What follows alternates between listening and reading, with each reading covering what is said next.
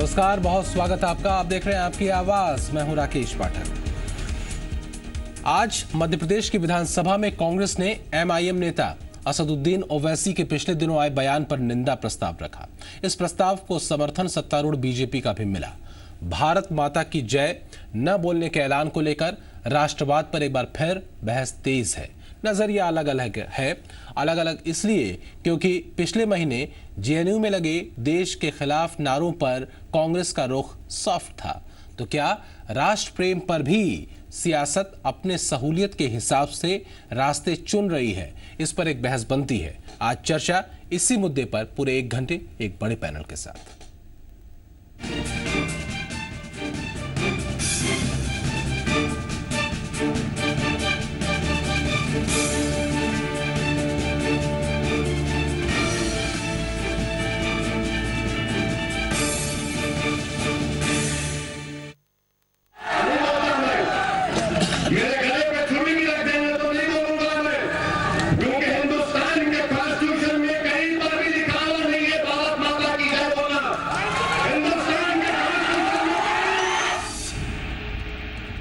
आजादी के करीब 70 साल और अगर आजाद हिंदुस्तान में एक आवाज ऐसी उठने लगे तो लगता है वक्त पर कितनी गर्द चढ़ती चली जा रही है। ये गर्द जुबान और शायद जहन पर भी चढ़ रही है।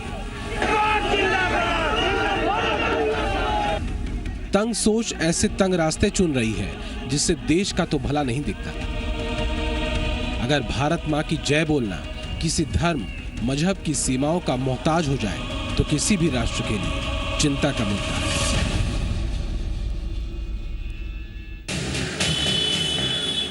फिर अखंडता कहां है?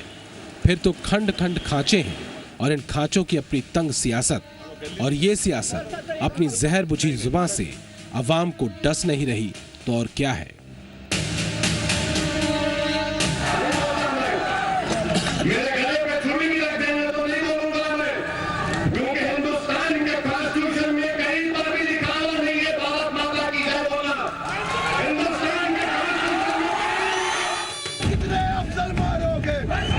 लेकिन ये हवा चली कहां से?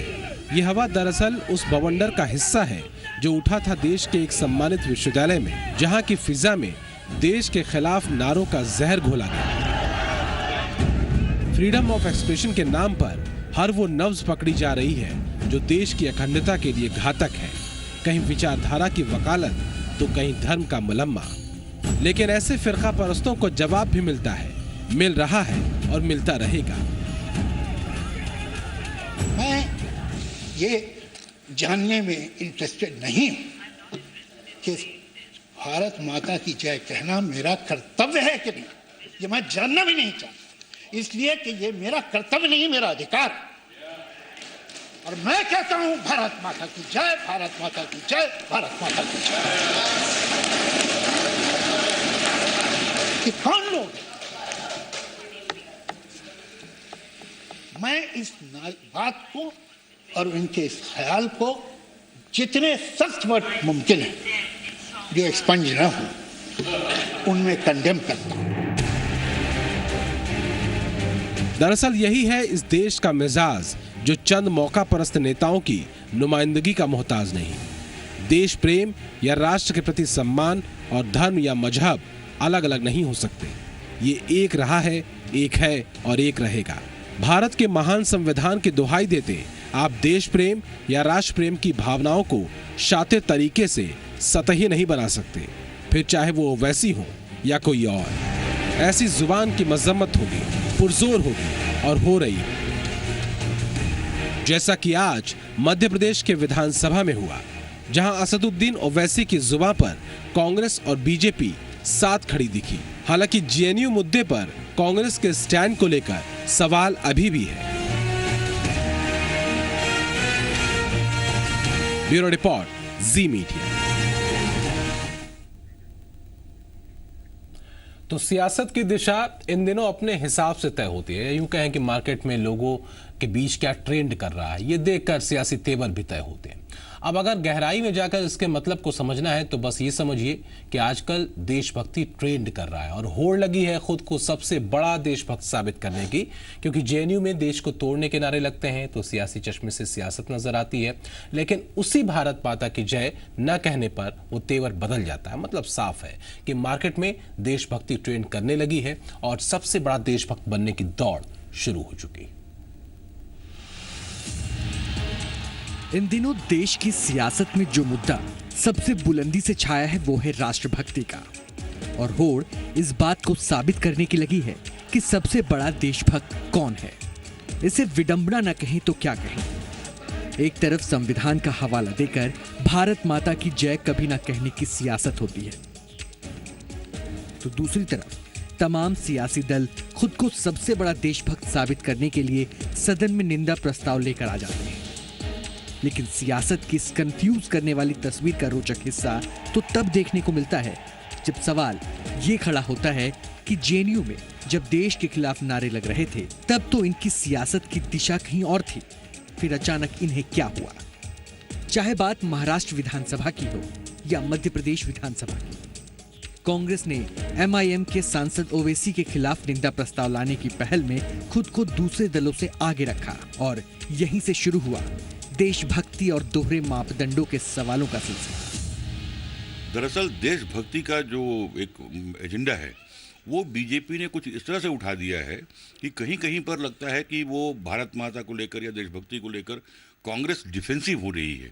एक होड़ लगी हुई है कि भारत माता या देशभक्ति जो है कौन सबसे अधिक देशभक्त है, तो कांग्रेस भी अपने आप को देशभक्त बताने में पीछे नहीं रहना चाहती। खुद को देशभक्तों के कतार में अचानक आगे लाने को आतुर कांग्रेस अब बीजेपी के इस एजेंडे पर पीछे नहीं रहना चाहती थी, लेकिन सच तो ये भी था कि तमाम मुद्दों पर खुलकर अपने पत्ते खोलना भी उन्हें गवारा नहीं था। ऐसे में सवाल ये उठा कि क्या कांग्रेस कंफ्यूज तो नहीं है। कांग्रेस ये तय नहीं कर पा रही है कि इस पूरे मुद्दे पर जो देश भर में चल रहा है कांग्रेस का अपना स्टैंड क्या है। चलिए हम इन बातों से आगे निकलते हैं कि एजेंडा किसका था और कौन उसे हथियाने की कोशिश में लगा है। लेकिन सियासी दल कहां मुद्दों को पीछे छोड़ने को तैयार होने वाले हैं। तभी तो मौका देखा और बीजेपी ने बिना देर किए कांग्रेस को दोहरे मापदंड की सियासत करने वाला दल करार दे दिया। जो दोहरे मापदंड है, एक तरफ राहुल गांधी जाते हैं और जेएनयू में जो देश विरोध की बात करते हैं, विद्रोही की बात करते हैं, उनका समर्थन करते हैं, तो हम चाहेंगे कि एक निंदा प्रस्ताव राहुल गांधी के भी खिलाफ लाएं या राहुल गांधी को जाके समझाएं कि हमारी पार्टी आखिर दोहरे मापदंड क्यों अपना रही है। वैसे बात जब जुबानी तंज कसने की हो तो भला कांग्रेस कैसे खामोश रहती। जेएनयू के मसले पर तो इन्हें बोलना गवारा नहीं था, लेकिन बीजेपी और ओवैसी को एक ही थाली का चट्टा बट्टा बताने में इनकी तरफ से देरी नहीं की गई। ओवैसी एक सिक्के के दो पहलू है, लड़ाकर नफरत पैदा करके देश को गुमराह करना चाहते हैं, इसलिए उनको बुरा लग रहा है। एक बात जिसे समझने की जरूरत है वो ये कि ये सियासत है। इसकी बिसात में जो चाल चली जाती है वो शतरंज की चाल से भी भारी होती है। ऐसे में भला सियासी कटघरे में देशभक्ति खुद को चढ़ने से कैसे बचा सकती है। भले ही बात भारत माता की जय ना कहने का हो या भारत के टुकड़े कर आजादी की मांग करने वाले नारों का। आगे समझदार तो आप खुद ही हैं। ब्यूरो रिपोर्ट, जी मीडिया। और जेएनयू के मामले पर आज अनुपम खेर ने अपनी राय रखी, वो भी जेएनयू कैंपस में। वो आप सुनवाते हैं। मैंने हाल ही में एक प्रोग्राम में कहा था कि हीरो की परिभाषा ना हम बदलें। हीरो हमारे लिए वही होगा जो देश के लिए अच्छी बात करेगा। जो देश के विरोध में बात करेगा वो हमारा हीरो कैसे बन सकता है। कैसे इस यूनिवर्सिटी के लोग एक ऐसे इंसान का अभिनंदन कर सकते हैं जिसको जमानत मिली है। तो चर्चा बहुत विस्तार से होगी और हमारे साथ खास मेहमान जुड़ चुके हैं। आपका तारुफ, आपका परिचय उनसे करवाएं। रामेश्वर शर्मा हमारे साथ जुड़े हुए हैं, बीजेपी के विधायक हैं, और हमारे साथ आरिफ मसूद साहब जुड़े हुए हैं, कांग्रेस के नेता हैं। गिरिजा शंकर जी हमारे साथ जुड़े हुए हैं, वरिष्ठ पत्रकार हैं। इसके अलावा हमारे साथ जया द्विवेदी जुड़ी हुई हैं, प्रदेश अध्यक्ष हैं हिंदू विश्व वाहिनी संगठन की, रायपुर से हमारे साथ जुड़ी हुई हैं। हमारे साथ इसके अलावा आबिद जफर कुरैशी साहब जुड़े हुए हैं, जो कि अध्यक्ष हैं मुस्लिम एजुकेशन सोसाइटी के, ग्वालियर से हमारे साथ जुड़े हुए हैं, और साथ ही नीना यूसुफ हमारे साथ जुड़ी हुई है, महिला नेता है। बहुत स्वागत आप सभी लोगों का। शुरुआत चर्चा की, गिरिजाशंकर जी मैं आपके पास आऊंगा सर, आपसे ही करूंगा।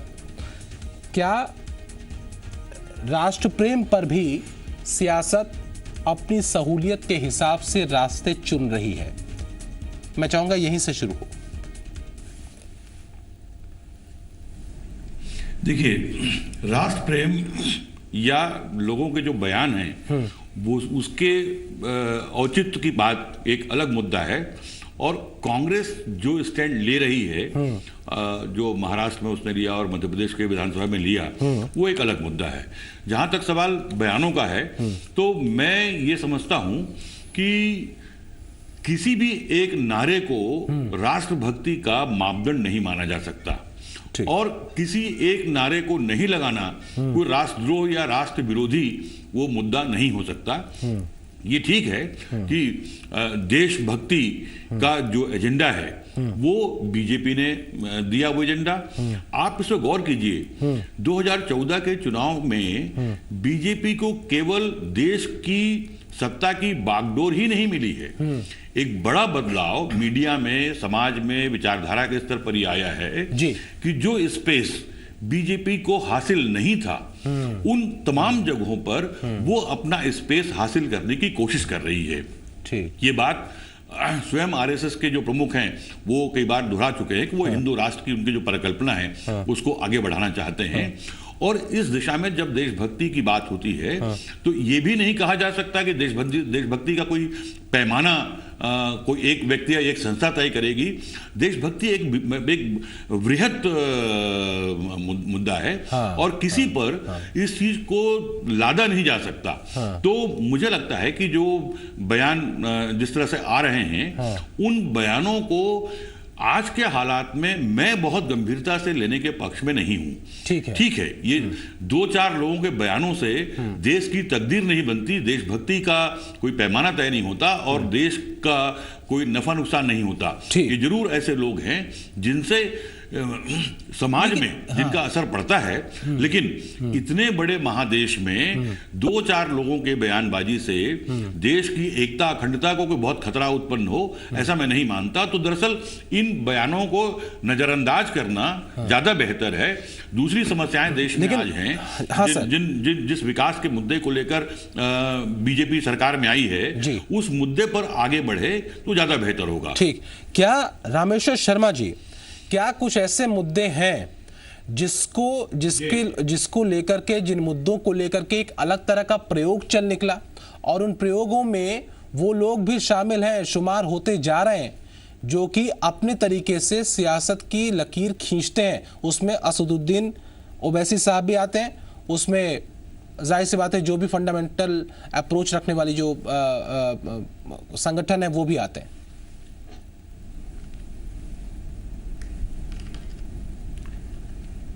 देखिए राकेश जी, एक बात तो सबको तय करना पड़ेगी कि आखिर ये देश है।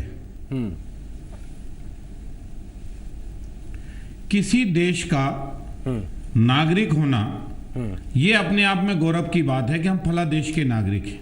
ठीक है, लेकिन देश नागरिक के नाम पर कभी नहीं होता, और नागरिक होने के नाते हमें देश की शोहरत भी हासिल होती है और देश का संरक्षण भी हासिल होता है।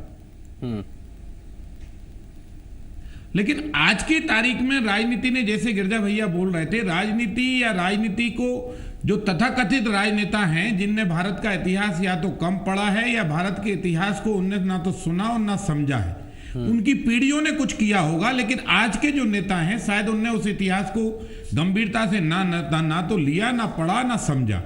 उनको इस बात का एहसास शायद नहीं है कि ये भारत माता की जय ये किसी भारतीय जनता पार्टी या संघ परिवार की जय नहीं है। ये भारत वो भारत माता है जिसके देश के नाम, जिसको देश का नाम प्राप्त है। वंदे मातरम का नारा कोई राष्ट्रीय स्वयंसेवक संघ ने नहीं दिया।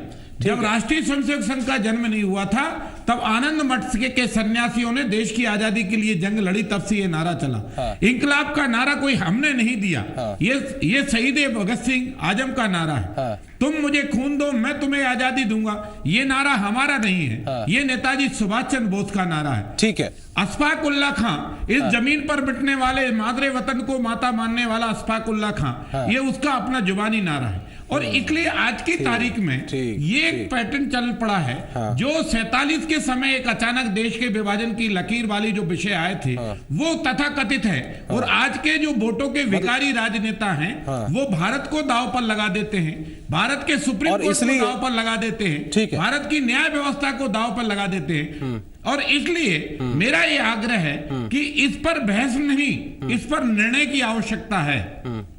ठीक है, इस पर एक निर्णय की आवश्यकता है कि क्या राष्ट्रीय ध्वज को तुम राष्ट्रीय ध्वज नहीं मानते? नहीं, क्या भारत को तुम भारत नहीं मानते? ठीक है। क्या भारत माता को तुम भारत माता नहीं मानते? और जैसे भारत के शंकर जी ने कहा, तुम्हें भरोसा नहीं है? क्या भारत की राष्ट्रपति में तुम्हें आस्था नहीं है?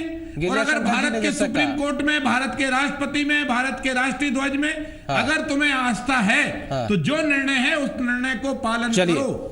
ठीक है।